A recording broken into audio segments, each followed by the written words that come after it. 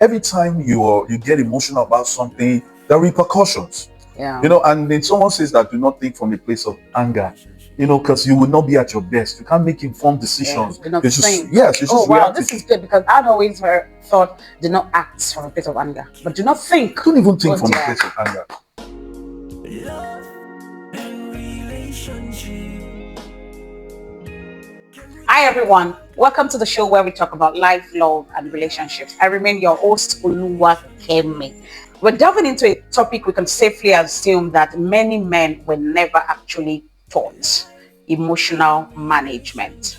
And before we get to that, guys, I wanted to mention, we've received quite a number of requests on our soundtrack, life, love, and relationships. And the guy behind it all is the guy we'll be talking to today, who will be helping us to flog the subject. His name is Mr. Toba Oye Fairson. Whoop, whoop, whoop, whoop. The entire thing from production, everything about the soundtrack, he produced it from start to finish. So how do men process emotions like fear, rejection, even love? And why is emotional mastery necessary for leadership? Like I said, today joining me is Mr. Toba Oye Fairson. Thanks for having me, sis. Thank you. Always a pleasure being here. Oh, thank you. I'm sure you guys always enjoy having him here. So last week we talked about how a woman can manage emotions better. And we think that on one extreme is, a woman with emotions that, is flying all over, not able, using the emotions to act, to decide, to make life choices and all of those. On the other end is the possibility of having a man who rather shuts his own emotions down. So how is this really a reality or is it a myth that society has come to believe? That men shut their emotions down. Kind of, yeah. Well, depends on what angle we're looking at this from, and then what type of men are we discussing? Are we talking about? We have some men are very traditional, some men are very liberal. Yeah. Some men they're very extreme with their views. They leave they allow no inclusion. It's set that way and it's set that way. It's their way or the irony. Yes, and then you have men who want to listen, who can listen and who can be taught, who can change, who can bend their views, their stands, in order to they can accommodate in order for there to be a larger gathering or even peace, so to say. So let's look at it from those two perspectives. For a traditional man who says, I am Lord and it's over, Yeah. it's easy for emotions to be shut down in that quarter. But for a man who is liberal, who can listen, emotions are manageable, so to say, they are flexible, he can bend, he can listen and all of that. So it really depends. I think we should know the man we're talking about. We should know the man in subject. We should know how he views things, and so when you have a traditional man who is setting his views, how do you go around that bend? But for a man who is liberal, it's easy to go around that bend. Yeah. I like to think of myself as a mixture of both. Yeah. I was going to say that I think there's a midpoint where you have a man who may be a mixture of both, and depending on the situation, he either refuses to act on his emotion or even refuses to show his emotion. Should men show their emotions? Does it signify to a sign of weakness? Personally, I don't believe so, but you're the man. That's a question to speak to. I would say that it really depends on what's happening. It really depends on the message that I'm trying to pass. Sometimes silence could be very loud. You being silent could speak all the words in this life, and then you being very, vocal and everything could really mean you're saying nothing. So Powerful. for me as a man, I emotions are very beautiful. You know, Absolutely. there's a song that says H down. Emotion makes you cry sometimes. Emotion makes you laugh sometimes. But most of all, makes you fall in love. Emotions, H down. Now, men are allowed to feel emotions. I don't know about other men, but I love to be in tune with my emotions.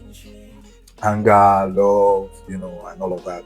And then the point where you actually need to shut your ego out Hey. and then do what is right. Mm. Even if doing what is right might be bruising your ego as a man, like how can be a man? I remember my dad saying to me, I love you guys. Oh I wow. was taught love by a You man. are lucky. You know Yeah, you are lucky. yeah. There are many men who have not seen a significant authority in their lives, a male significant authority in their lives, express emotion. Are you aware of that? Yes, I'm very, very aware. That's why I made mention of Yeah. this. My dad would say, You are blessed he would actually. say, That's I the word. love you guys. I love your mom. He would say, it. Yes, you would hear that. So I learned that expressing love Wasn't was not weakness. weakness. Matter of fact, it was strength. Oh wow, you are You get, blessed. So that kind of shaped you, right? yes, Are you raising your sons? yeah, the same way. They see you tell their mom, I I love you. express love openly. I don't have an issue with that at all. And then I get to hear back from them to love you to dad. Oh, You know, so it's normal. And then again, that's easier when you have to bend below or beneath your ego, and then say, for instance, say I am sorry. yeah. Say I am sorry, I did wrong. And when you feel she should come to you first, you go. Something happened and it wasn't really spoken. But you just feel I'm the man, so she should be the one to come to me. And so you can easily take that forwardness, go to her, and then just squash it. Be a man, be ahead of her. And she would even be shocked that he's owning up. Like, hey, let's move beyond this. Now we were talking about this off camera when I said that the sacrifice sometimes you pay for your emotion is squashing your ego or bruising your ego. That's the sacrifice. For sometimes for there to be, peace on a large scale, for there to be forwardness, progress. That ego is the one that you have to bruise, you have to kill to make this happen. Something happened to me a few years back at work. It was a pivotal time for me. It was a learning curve. I I handled a very crazy task at work on a daily basis. It was killing me. And nobody knew it was killing me because the human rights, not even the fact that I was performing, but then the HR, was not really in tune with how people, were on the job, which is very customary in Nigeria, if you ask me. As long as you are, you are functional, but I was burning out. I wasn't my tasks were not properly being managed. They were flaring up. They were just, all of that. So before this is done, you're doing this, and that doesn't make you productive. That makes you scattered all over the place. But nobody was asking me about this, or nobody cared, so to say. So in the middle of this chaos and everything, I was burnt out. I was always burnt out, and I'm a high, performing individual. I love it. I like to do. Matter of fact, in the middle of meetings, I'll be like, "Can I be excused? Because you need to be Because I need to be productive. I need to, So then something else was thrust into my task, for the day. And what was that thing? It was me, giving what do you call this, induction. That's the word now. There was a new staff, and I was supposed to, take the staff through.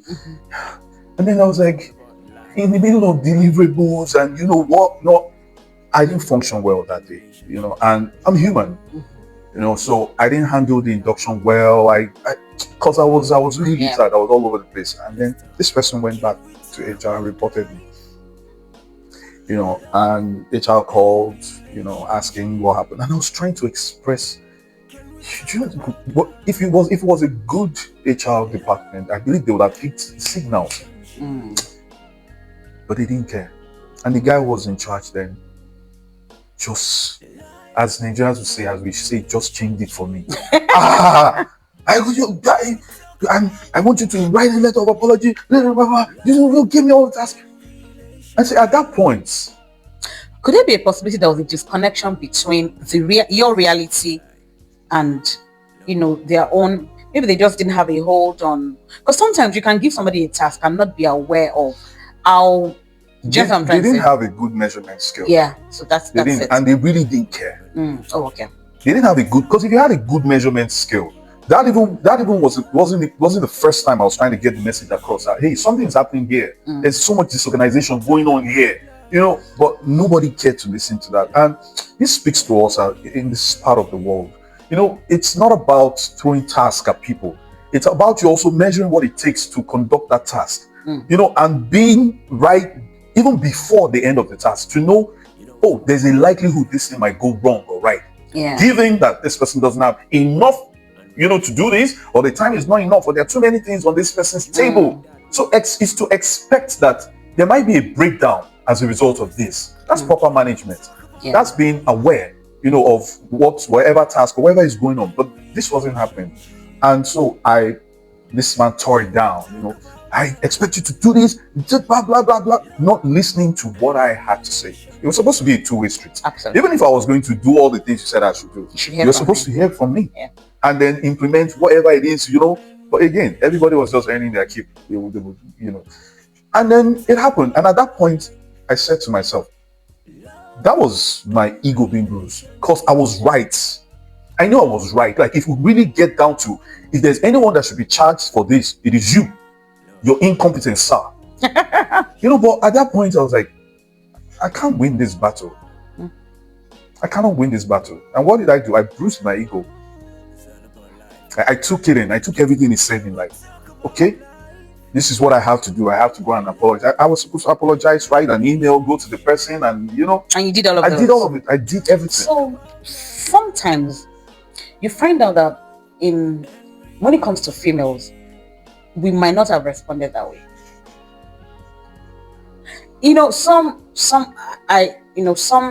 Some women actually are in charge as well. And I think, like you said earlier, it takes a level of emotional maturity to be aware of when, everything, of when the focus has been shifted to your ego. It's your ego that is responding. Do you understand? You've not given yourself an opportunity to actually analyze and be objective about the situation, even though you think you're right. Yeah. Yeah. But I tend to think that men always have this.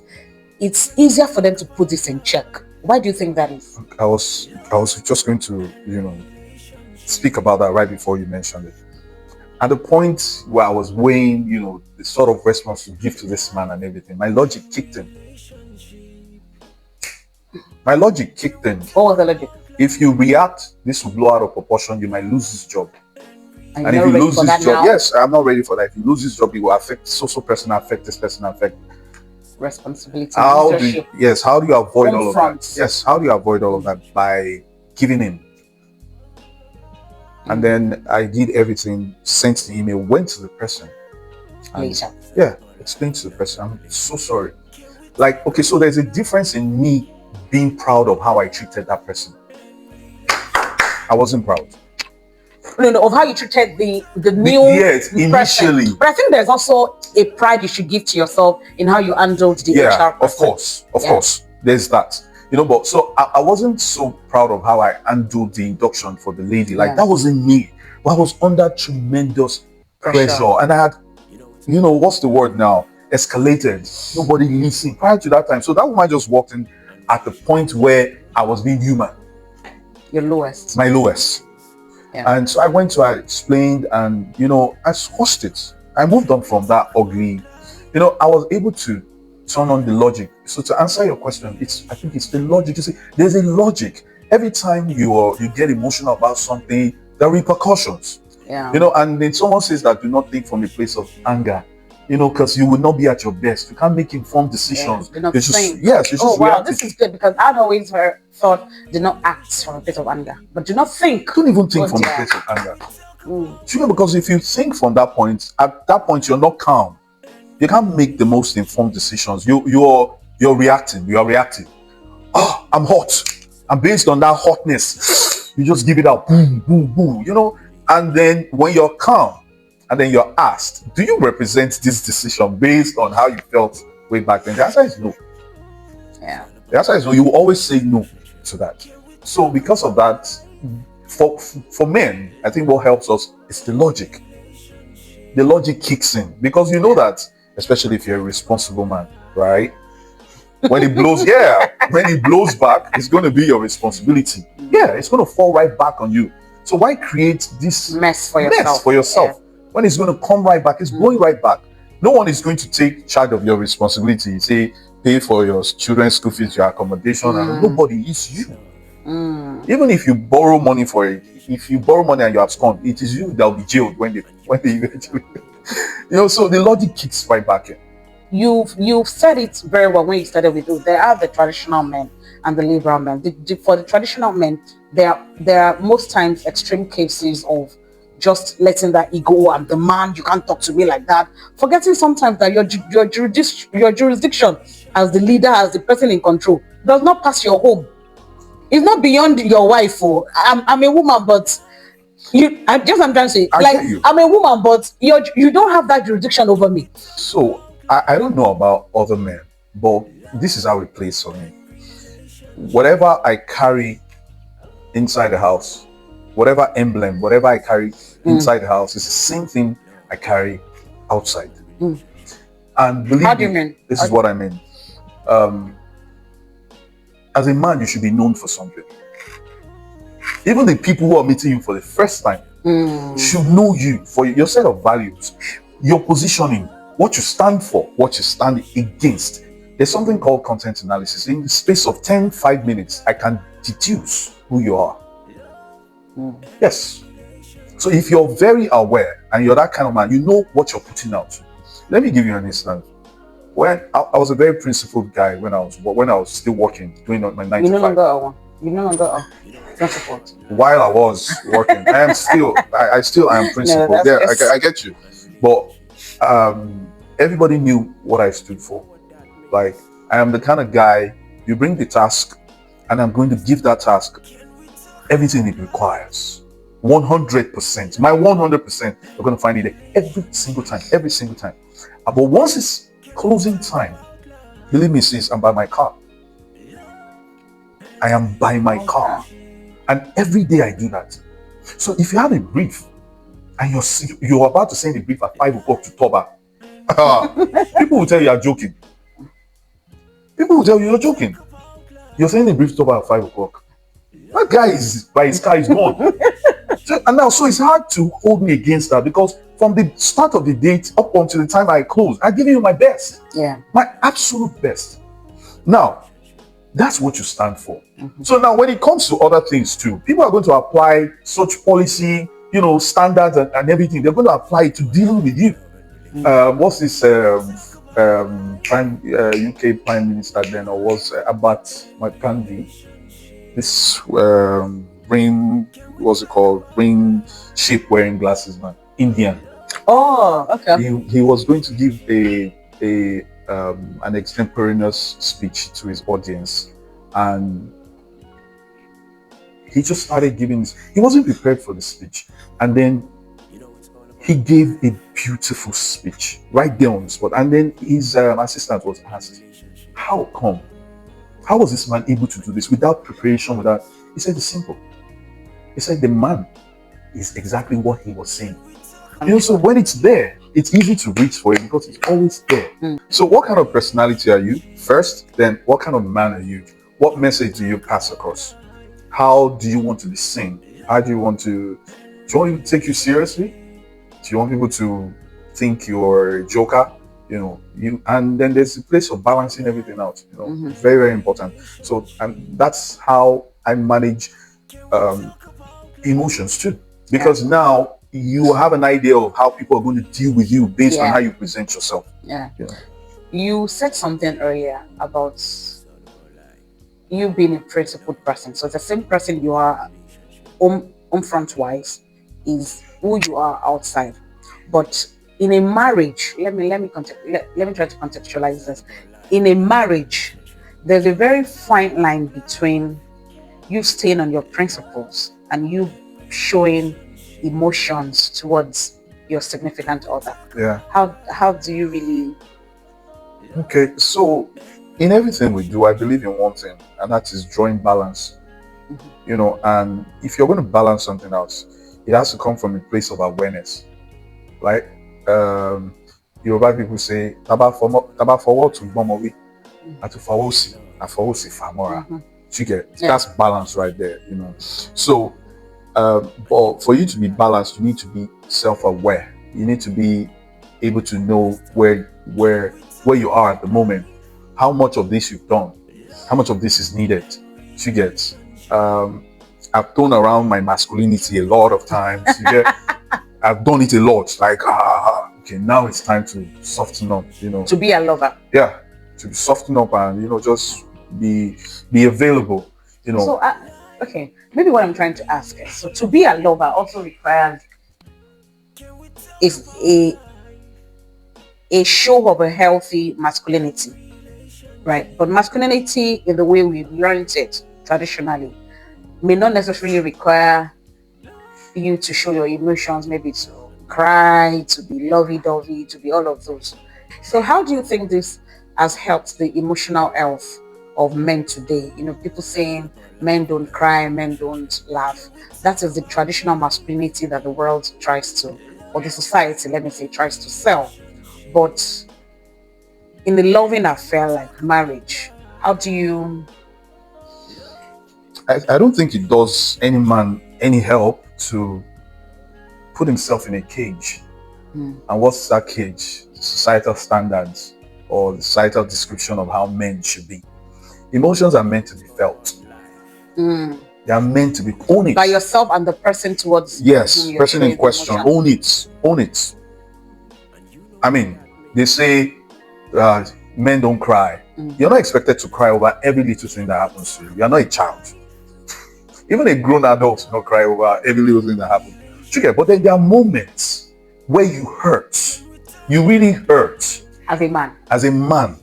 And believe me, at those moments, you are allowed to cry.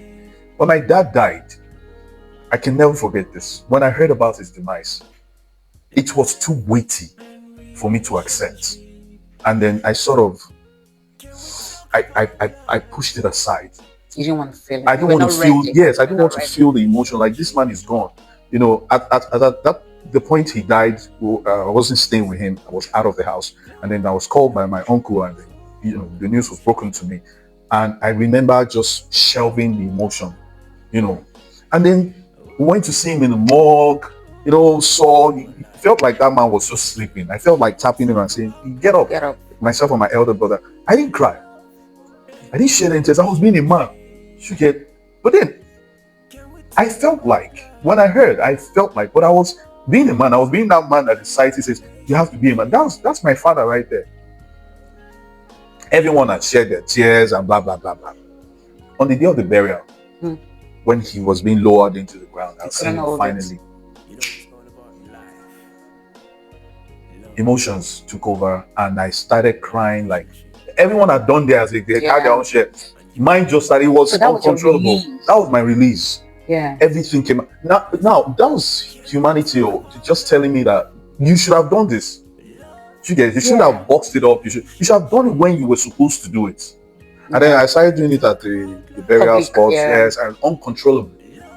Like I couldn't control it. I think the reality just hits me. So when you hurt as a man, it's very fine to cry.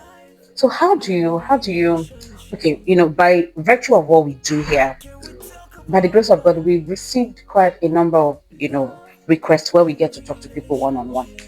And one of the things that I see is sometimes marriages get to a halt because the man refused to express emotion. So I'll use a number of examples where, the significant other was doing something and the man refused to show how he felt about that act. Maybe disrespect, maybe constant disrespect, just the way he was treated in the marriage. He refused to act, he just, how you men just shake it off, you just shrug it off, and then okay, you have to provide, you have to do this, but you're in pain. And I've heard men say things as bad as, they close from work, they are going home, they're not even happy that they're going home. So maybe the quiet man, or the you know on Reserved. the rather reserved man now starts to go out before he comes up. I'm not trying to make excuses from men, yeah, but I think the lesson that I'm trying to get from you is, how does such a man, you're going through something in your marriage, and you're not happy about the way you're treated, right? You're not showing, you don't even know how to express it, right? And then it gets to a stage where, like you said, you just got to the burial ground and you just couldn't hold it anymore and you let it go. So I've seen a number of cases like that where men just get to a point where they can't take it anymore and they just opt out of that marriage. And I'm wondering if they had constantly showed the woman that, look, this thing you're doing is hurting me so bad. Could he have put that marriage in check? Could he have, is there Save a the marriage. possibility that that marriage could have been saved? Yes, a very high possibility that the marriage would have been saved. Um, let's be real with ourselves. Communication is a skill. It's a skill that we all should acquire. So you see why it hurts me when people say that men don't communicate. I'm just like, you can't confuse us as a we can't be that confused as a society. We say men are supposed to be leaders in the home. Tell me one leader that has been successful Without in his area without of leadership acquiring without communication being skills. able Yes, to ma'am. communicate his vision or whatever it needs to communicate. As a leader, as someone who's seeking to be successful in life, as an entrepreneur, as someone who's aspiring, Yeah. to be anything. As a husband, as the leader of your home. Communication is a skill that we all should learn. When to communicate, how to communicate, that certain types of communication that you want to adopt. That's giving situation of specific, you don't want to be soft sometimes, you want to be hard. When you're talking to, say, maybe your child, you want to teach a hard lesson, you're not going to communicate from a place of tenderness. If that's the lesson you want to teach. It's also the same thing in marriage. As a guy, you don't need to shut down. You don't need or imagine that the lady should understand. Yeah, that's what I've heard. Like, Yes, why or by didn't you now she tell should her? know. Why didn't you tell her all this all along? Yes. And then what I hear most times is, I think she knew. She No. knew what she was doing. I didn't like it. No. So yeah, there are moments where you actually communicate with your silence. Yes. That's wickedness. Why should a woman have to decipher what your silence Okay, is? so You could as well just say it, so right? here's what I mean. Some men, okay, Well, I don't mean wickedness. I'm just trying to I say get you perfectly. it would have been helpful to that marriage. Okay, let's say if- we've gone over this thing a few times. This same thing that is giving us issue in the Oh, marriage. We've yeah. gone over it a few times. We've spoken about it, and you keep doing and then she keeps doing it. Yeah. At a point, the man adopts a silence measure. Like, I'm just going to give you a silence treatment because we've talked about But this. he's really not happy. How do men do that? I think it's difficult for women to just keep it in when you're not happy. Just something. How do men do that? That if my husband is constantly treating me in a particular way, I'll keep talking.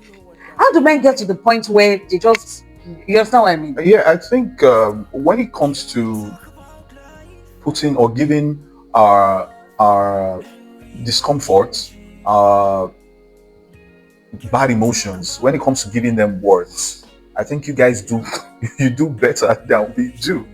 We're not able to keep up at that level, at that pace of attaching words to maybe my discomfort, my grievances, giving them words. So a lot of times we internalize. Like, Does that also come with some drips of ego or negative masculinity? no, not necessarily negative masculinity. See, what you guys require us to be. You know one thing that I've learned about life, the stage that I'm in now, I don't require anybody to be anything. I'd rather even have you to be your most authentic self when you're with me. I share that. I agree with you, but let us switch it up this way. I have a role to play. You say you don't want me to be something, but So maybe in the past, maybe 15, 20 years ago, but I had that expectation, right? But I think now I'm beginning to respect people for their originality. people, let us center it on marriage, right? As a husband, as a head of the home, I'm supposed to protect, provide, bring about security. let's say for instance that the issue of, oh, um, um, there might be a break-in into the building. We're not the compound is not well secured and all of that. And I don't think that's the place of a woman. I do not think. See, this is what I mean now. You see, there's a way a man will look at the issue of security, say, for instance, that a woman will not necessarily see, because she will look at it from a place of emotion. The man will look at it from a place of logic. The man would look at security even before it's a threat. A woman begins to look at the security when it is becoming a threat by design. But a man will say that, you see, our negligence, our lack of doing this, I'm not paying attention to this, can result to this. But a woman starts to see that at the point of, well, there are a few exceptions, yeah.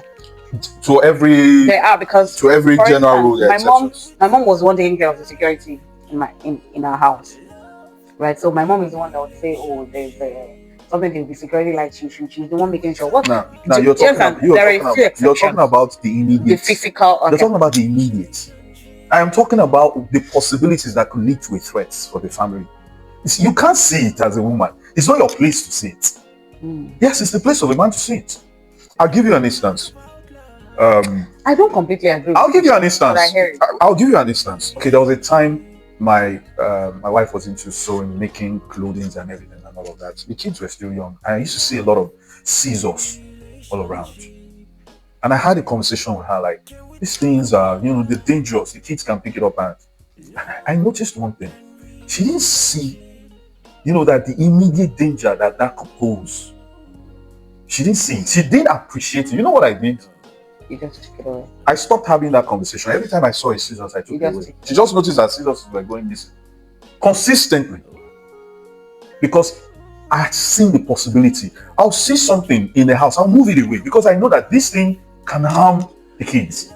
Now, where I'm going is, a woman might not necessarily see that. Not like she cannot see it. Okay. No, not that she can't see it. That, yeah. But for a man, like, hey, this thing, if this hits this and hits point B and hits you, we preempt.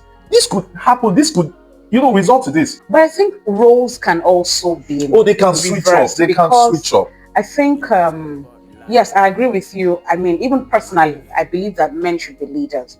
But I think more than gender, I think the awareness of personal leadership can also play a large role, because there are many families that you would also see that what you're doing, a woman is actually the one doing it. There are, I've spoken to many people, and I see that sometimes it's even the woman that is proactive and is taking on this strategic leadership role to see what can easily pose danger, not even physical harm, or maybe, some decisions that are taken as a family potentially can lead to a dangerous end.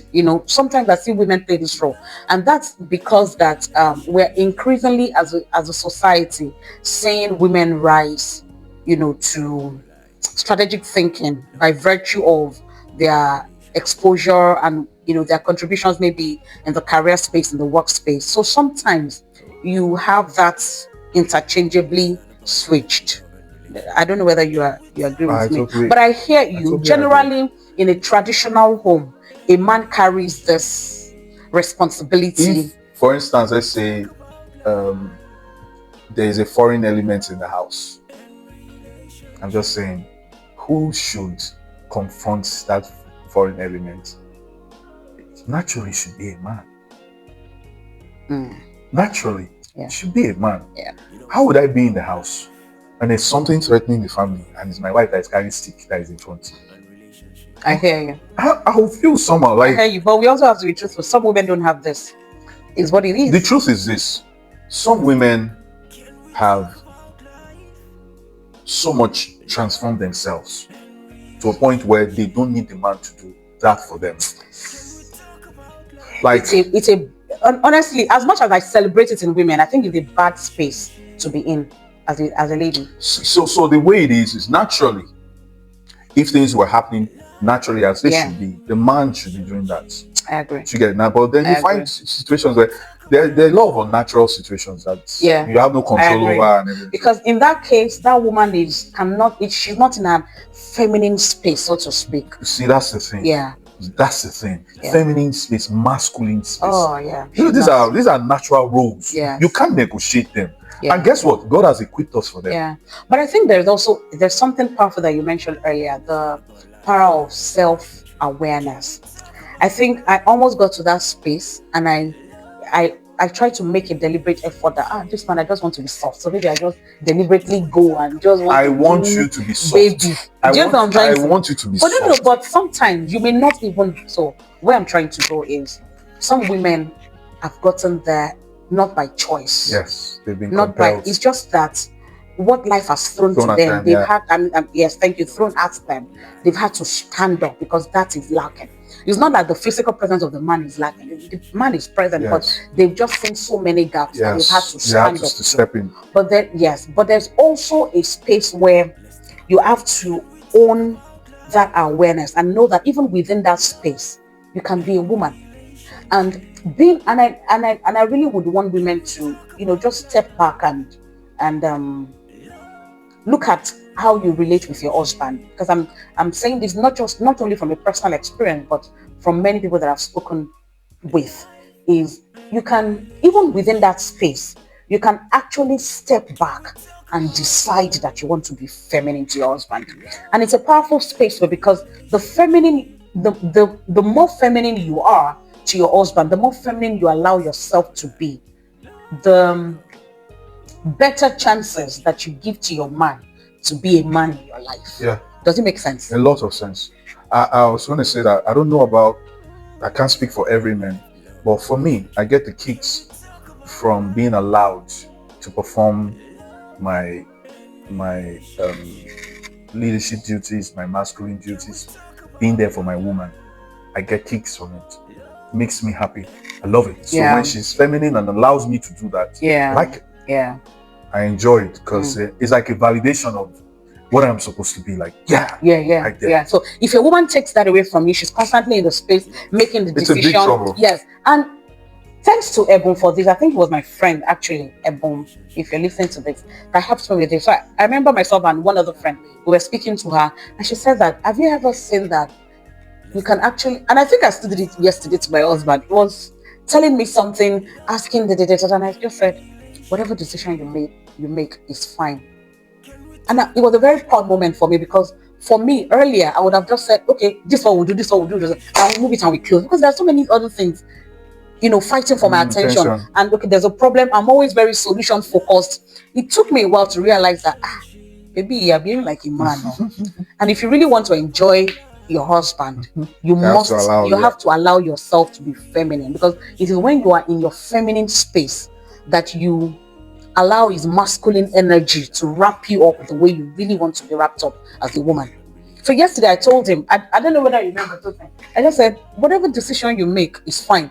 Before, even after I said that, I would have gone to him to say, oh, okay, so what did you decide? Are we sure that will work? I'm allowing him. Whatever it is, whether he's right, whether he's wrong, we will face the consequences and it will be fine. But I don't always want to continue to be in the space where I'm making the decision. Because you could and that has liberated me, honestly. Because it's very possible that if you were the one who made the decision, whatever the consequences or the outcome, you'll still live with it.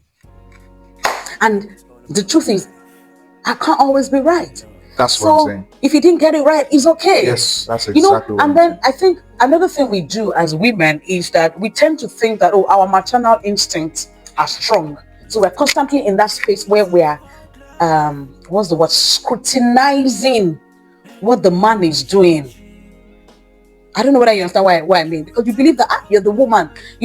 Okay, so for instance, and in most cases it can be very valid. So sometimes I just come into the house and I look at my daughter. Maybe they've been telling me she's not well. Just something and it happened last week or so. I came into the house, my husband was telling me that, was it my nanny? Something that, where she was warm. And as I just got into the house, I just felt that if I bathe for this, I didn't read it in a book. I just looked at her and I just knew that, let me prepare this temperature, this water temperature, bathe her with it myself, sing for her, cuddle, and she will sleep. And that child slept for hours. By the time she woke up in the morning, without using paracetamol or anything, strong. it was gone. So sometimes women, we can honestly be in that space where our maternal instincts kick in, right? I'm not talking about situations where if we don't step in, it might be a jeopardy. But situations where whatever outcome or consequence is not necessarily a negative impact, like the example I used, you can let things go. So I'm really learning to do that, and I've seen that the more I do that, the more I'm even happy Liberating being. yourself, Yeah, the more I'm liberating myself, the more I'm happy being feminine. Yes. I mean, not necessarily the action may not necessarily be feminine to him, but it allows me to be feminine to him. I don't know whether Yeah. it's making sense. So sometimes when women complain about these things, that he doesn't do it, it's because you are not allowing him to do it. It's because when he carries this, you correct it, you do it this way. When he does it this way, you think, oh, you're the woman, you know better how to do home management, so you do it this way. I'm learning that it's okay. It can be like that. Yeah. But I really want to ask, how can we support the men in our lives without necessarily mothering them, mothering, or fixing them? Because you made an example earlier, and I said that even the women who are like that, sometimes they are like that out of choice, not by choice. Right? Yeah. Because I realized that the truth is everybody wants the baby girl lifestyle. Every woman, I want to be taken care of. I don't want to sit there and, my man's got this, he's got. The truth is, we want that, but sometimes, somewhere, we get it wrong because we believe that we have this innate power to know, I'm like, I used the example of maternal instincts, for my child. We just know that something is wrong here and then we pick it up. But also, we want to be, this man is taking care of me. I just, it's getting things sorted for me. How do we help you guys to treat us, I think the answer to that for me is just one simple, straight answer, and that's respect. Yeah. How does that come into play? I'm going to tie it to what you said about allowing him make that decision, even if sometimes he gets it wrong. He said without murdering him, like, this is how you do it. It all ends at the doorstep of respect. Respecting. But sometimes when we're doing it, we really don't need don't know. to disrespect. Yes, We just know that this comes to us naturally. It comes naturally, but sometimes it discredits us. Yeah. It discredits the man, and that's you're almost, I won't use the word belittling, but you are taking away. And then you just feel, okay. And the man just steps back. He steps back. He steps back. And that's very dangerous, because now you're flying solo. And it's lonely, guy. It is lonely. Because that's why I said a lot of women, we want to live the baby girl life. You're flying solo because the man checked out at that point, like, you know what, fix it all, fix it. So respect, like, when it happens right now, I'm giving this mantle of leadership, of doing it this way. Trust and believe that I can fix it, I can get this thing done. And whatever you're chipping in, let it be supportive. That's number not one. Dismissing. Exactly. And then if he's your man, he will let you know when he needs help. The problem is you people don't talk. That's it. And we're talking about communicating, so we should learn to communicate more and say, put it out there. This is where I'm at. I'm finding this difficult. At this point, this is where it is. Can I help? Can I do this? Oh, really? Fine. Let's do this. It's actually supposed to be both of us. It's not every way. Yes, it's actually both of us. So respect, admiration. Letting us feel, letting us know that we got it, and you know that I got it. Very, very key, very important. And this thing, easy, Ben. Let me. Okay, I was watching true life story. A man and a woman couple. They've been married for over 50 years. And then the woman was in this sort of conversation. Somebody was interviewing them, and then she said something. She said one day they were at a crossroad. Listen to this. They were driving. Her husband was driving. She was beside him, Nathan, but it was a long trip, so she took something. Excuse me. So, and the guy got to a place where they're Americans, so they don't live there. So obviously they should even have signs to tell them where they're going. But anyway, they got to a place where they didn't know where to take. And the man asked her, and her response was, My darling, I'm sure you'll figure it out. And she continued knitting. I was lost. The guy has come to you to say you should help him. But the thing, because at the time they were interviewing them, I think they were both in their 80s or something. And she said that if she had given him the solution, that she would have taken away from him the his manliness. That it wasn't really him coming to ask, wasn't really. I was lost. Please explain it to me. Till today, even though I admire that, right? But I honestly don't even like it's coming to you to ask. You know, you could have just looked me. I would have looked at it and said, okay, let's try this. But I'm learning now that actually you should trust him to say, I'm sure. And that's what I told you I did yesterday. That I'm sure you figure it out. And that's the respect and admiration. Is that respect? Yes. But that's how refusing to help. You've come out to ask for help. So it's, you've come out to ask for help. It's this way. It could mean two things, or it could go two ways. That's the type of relationship that they have. Yeah, obviously. Yeah. Now, if you bring it into the type of relationship you have with him, your husband. I'm learning how to also do that. Well, you would know that at that point he actually needed your input. Like, honestly, needed your input. I don't know. He needed it and he asked for it. So giving it to him at that point wouldn't have been a problem. If the lady had given it to him, it wouldn't have been a problem. The fact that she didn't give it to him would not have been a problem too. Now, again, it depends on the relationship that you guys have. Like in that case now, I suspect that the relationship is like this. The lady trusts that man. Yeah, I think it was a traditional. Yeah, it's a traditional thing. Trusts the man. So at that point where she was saying, yeah, whatever, I'm sure you figure, she knew that this man would always find a solution, even if we miss the way. A honest trust. Yes, honest trust. Genuine one.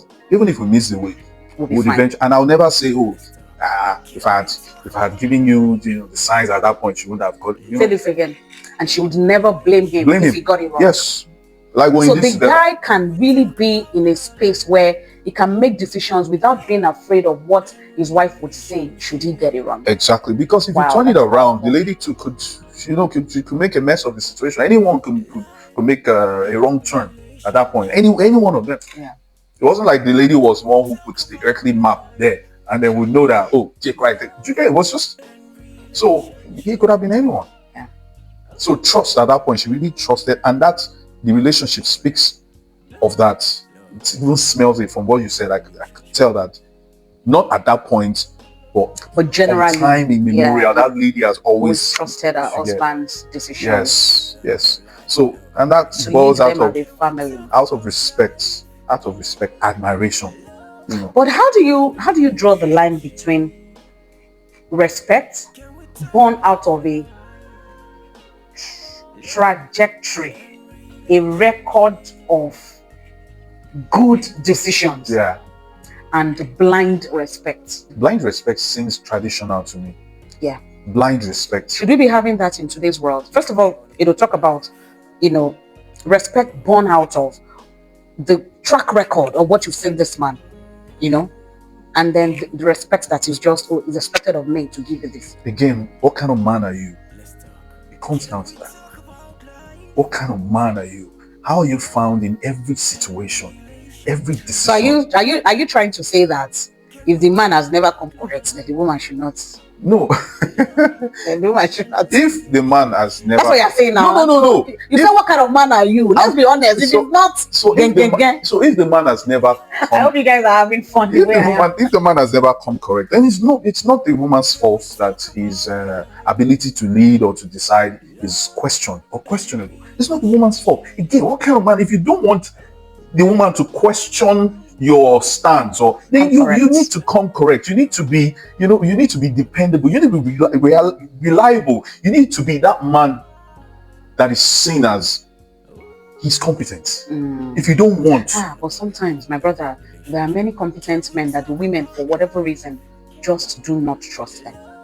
I've seen that play out many times where the man always come correct, but the woman, for whatever reason, she doesn't. And when I get to those points, the question where I always ask the woman is, why did you marry a man that you do not trust? And that question, and another question I would have asked the woman is, what are you trying to achieve? What are your intentions? Why are you doing this? This Yeah. man has always come correct and you're treating. So what do you want? Do you want to Yeah. destruction? What do you want? What You know the example I used the other time, that when some of them are talking to me, but they're treating the man in a certain way that would produce a contrary response to what they Yes, truly yes. desire. That's a good Yeah. example. Like, what do you want? What do you want? So let's be honest with ourselves. What are you setting out to achieve? I say, to bring this down to the issue of our country. So we castigate a lot when we talk about the country, but we never talk about our responsibility towards the country. Now, do we love Nigeria? That's the question. Now, if you love Nigeria, you will not break the law of the land. Every time you're out, you ask yourself, am I living in accordance to the rule, the law that is guarding this land? And for everything you do, and then for who is doing it and who is watching, it's a two-way street. If you're watching and you're seeing someone break the law around you and you're not speaking to it, you're also culpable. You're culprits to the destruction of the country.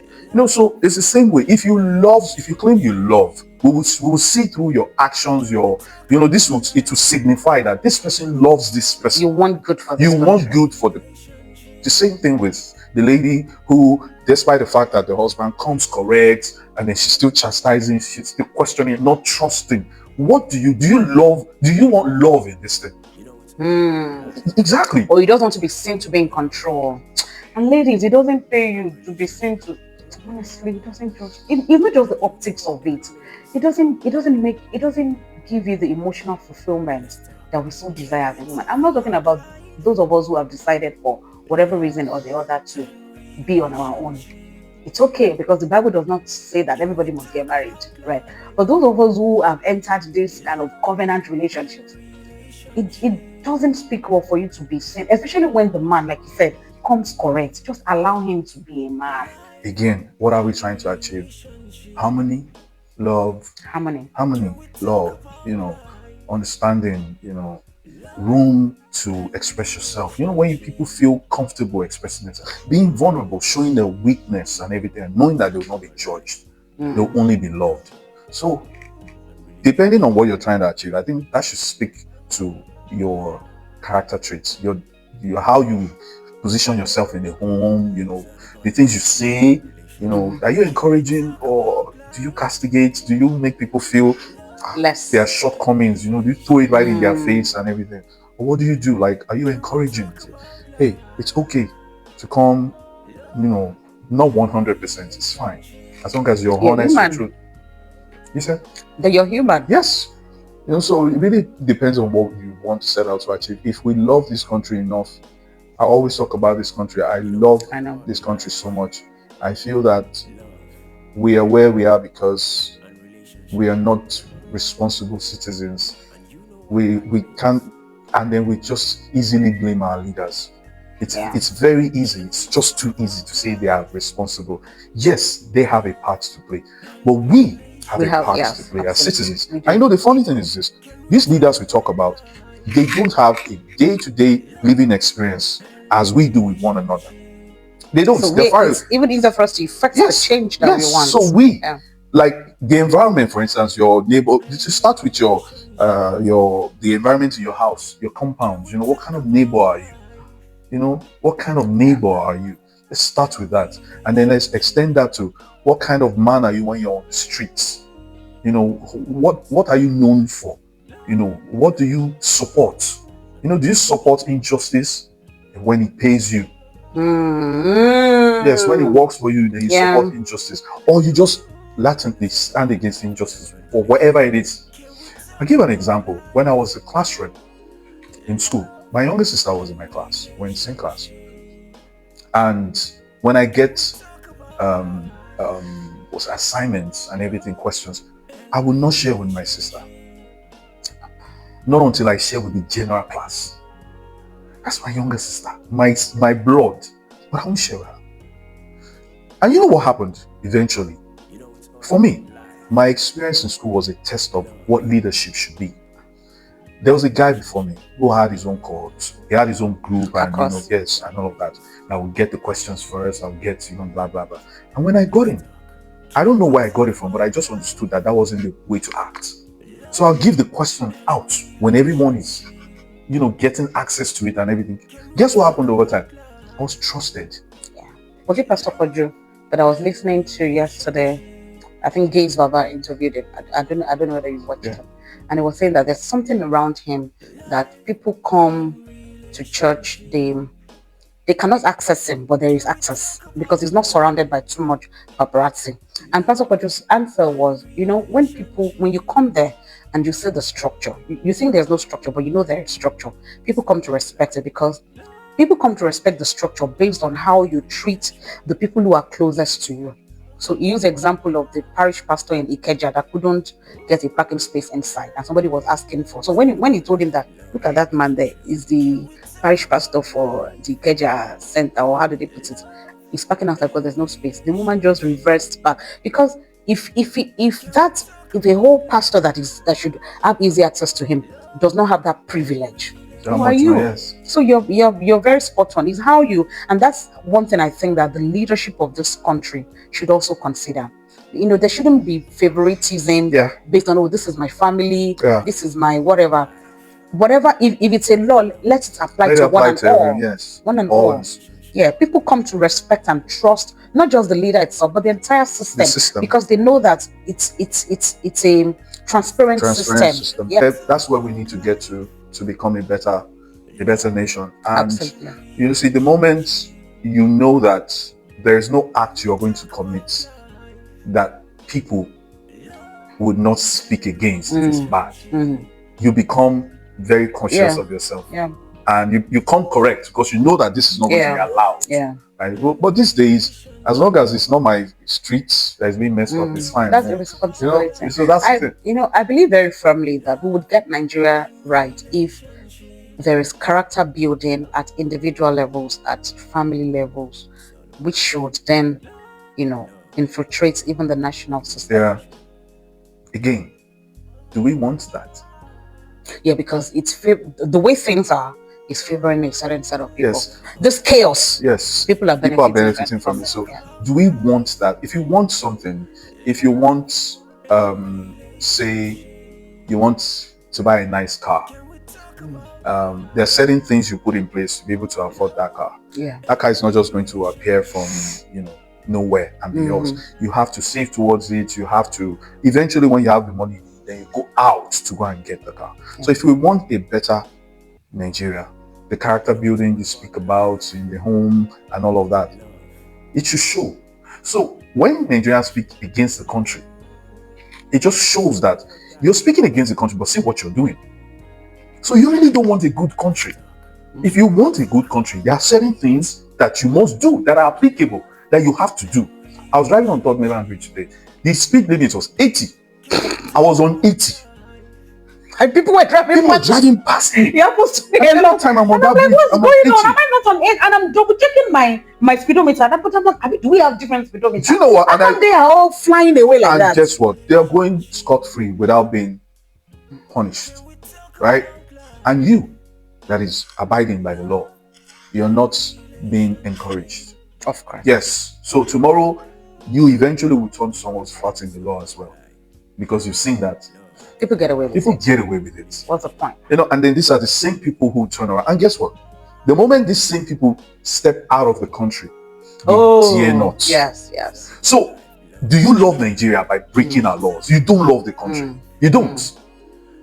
Yeah. Because when you travel out, you don't break the laws there. Yeah.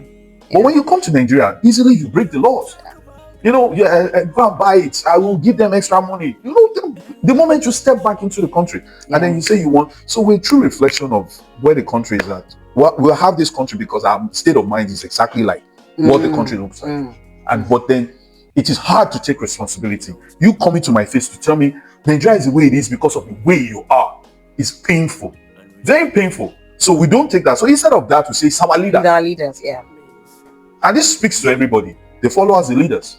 Yeah. Because if you flip this table around, if the leaders are doing exactly what shows that they love the country will be in a better place. Yeah. If they assign money for something and then it's spent for something else. The other day I was reading somewhere that in the budget, that the amount that was budgeted for one street light was over 300 million naira. one street light, or one stretch of one street express. light, one street pole. If you break down the budgets, it comes to that. And I'm like, this is a national thing. And I'm like, you cannot love your country and then this is happening. You can't love your country. And then that money will be disbursed. It will be, you can't love, you don't love Nigeria. So we don't love Nigeria. If we love the country, and then if you love the country, you cannot be in a questionable environment like that and support what's happening because you're going to benefit from it. But how then do you say, yes, I know there are a lot of bad eggs, but there are also a handful of good eggs within the leadership, space of the country, but their hands are tied.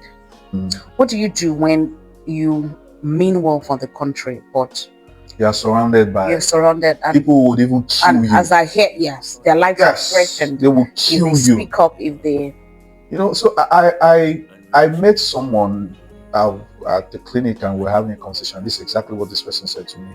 Like, I'm this type of, I was introducing myself. Yeah, I won't take this. And the guy said, I have an uncle who took up a position, and in his office, when the funds come, they just disburse in themselves. The funds that were allocated for specific things in the community, the local government. And then this guy will say he's not interested, and then the next thing, they went after his life. Yeah. The guy's uncle, they tried to assassinate not him. even by exposing him, by him Taking refusing him to take. Yes, by him refusing to take. Yes, because they know that eventually he would expose them. Yes, he will expose them, because if he's not taken, that means his tongues are not tied. That means every time he's found in a situation to express himself, he would explain the actual truth, and that will sabotage wherever it is. Remember, you and I had this conversation a couple of weeks, I think, ago, where I was saying that, I met up with a number of friends. And we were talking about, making impact. I was like, you don't know what they're doing. These are the reasons people like that don't want to go into it, because they're afraid for their lives. Yes. So I really do not have an answer to that. But I say to someone, I was talking to a friend yesterday. I have a lot of songs that speak to the Nigerian situation. I am very passionate. You guys should go and listen to those songs. Please give me your handle again. Yes, Ocube Official. Ocube Official. Ocube Official did our life, love, and relationships. You guys should even listen to the song in full. Lovely, powerful R&B. And I was speaking to this friend, and he said, I played a couple of songs to him, and he was like, gosh, these are the songs we should be, listening to. I told him, I said, take note of the dates which these songs were recorded. Some of them 2017, and then he said, wow. And I said to him that's how long I've been doing this, that's how long I've been talking about national issues and blah, blah, blah. Through your songs. Yeah, and through my songs. And then he said, that I should continue doing this. And I said to him but I said to him that it's very demanding. It's very tasky. Why? Because when you do it, and the people who you're speaking on behalf are attacking, and some of them even demanding money for you to be on their platform to talk about, national issues and everything. It discourages you. You don't want to do it again. I said, okay. The only thing that will make you go on is when you know that this is a life mission for you, meaning that even when you die doing this is what you were supposed to do. And I made mention of some national figures, e.g. Fela. Till he died, it was anti the government, and not just the government, but what was not right, and except if you are called out to do that, that's when if you're just someone who wants to, lend a hand, someone who wants to participate and push a movement and everything, you're cautious because you need to preserve yourself. So are we at that point where if that thing is not right, we insist on not doing that thing? A very good example, I had issues with my car particulars. Not issues, they were expired. I didn't drive until I sorted it out. But I know a lot of people who have driven under such circumstances. I did not drive. Every time I commuted, it was Uber. I moved myself around. That's a lot of money now. Yeah. But it's choosing to do right. Just to do whether right. you are being sane or not. Yes. It's a principle. Like, this thing is wrong. It's just wrong. And then we're out there a lot of times doing this. and then fighting the officers of the Yeah, law. the fine line I would say between principle and logic. Yes. So for us to move forward to that point in Nigeria, this is how we should be. This is the kind of citizen that we should become. Where we love the country enough to do what is right, what would not hurt Nigeria. Yeah, interestingly, we are talking today about men and emotions. Or rather, we have talked about men and emotions, and men at the forefront of leadership at the home and at the national level. Thank you so much for joining us today and watching till the end. To the men, I want to say that remember that your emotions should be indicators and not dictators. To the women, God help us as we support one another and remain true to ourselves as we build our character, as we build our home, and eventually our nation. It's been my absolute delight serving you this week. Until next week. Bye bye.